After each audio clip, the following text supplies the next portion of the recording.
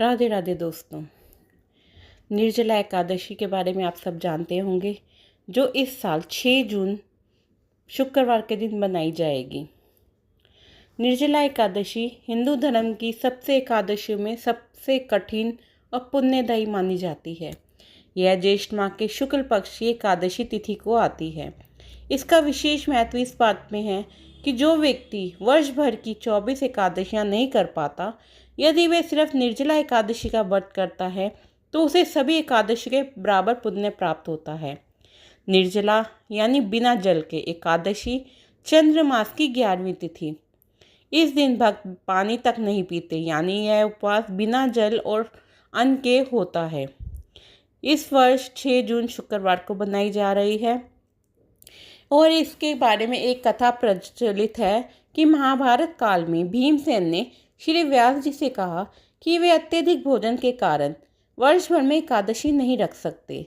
तब श्री व्यास जी ने उन्हें सलाह दी कि यदि वे एक साल में सिर्फ निर्जला एकादशी का व्रत पूरी श्रद्धा से करें तो उन्हें सभी एकादशियों का पुण्य प्राप्त होगा। तभी से इस व्रत को भीम एकादशी या भीमसेनी एकादशी भी कहा जाता है।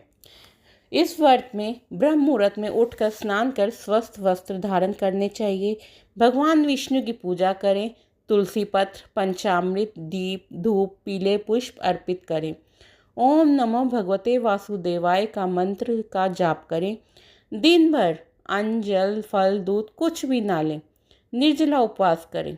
अगर स्वास्थ्य अनुमति नहीं दे रहा तो फलाहार और जल लिया जा सकता है। और व्रत कथा करें और श्री विष्णु सहस्त्र नाम का और गीता पाठ करें। रात्रि को जागरण करें और भगवान विष्णु का भजन कीर्तन करते रहें। अगले दिन द्वादशी तिथि में ब्राह्मण को भोजन कराकर व्रत का पारण करें। इस व्रत रखने वालों की समस्त पापों से मुक्ति मिलती है।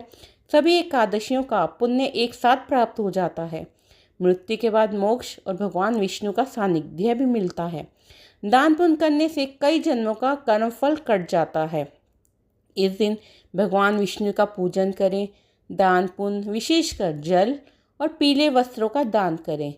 तुलसी पत्र से भगवान की पूजा करें। ब्रह्मचर्य का पालन करें। यदि स्वास्थ्य सही है तो जल और अन्न का त्याग करें। क्रोध, झूठे बुरे विचारों से बचें। रात्रि में हो सके तो जागरण करें। और इस दिन विशेष दान का भी महत्व है।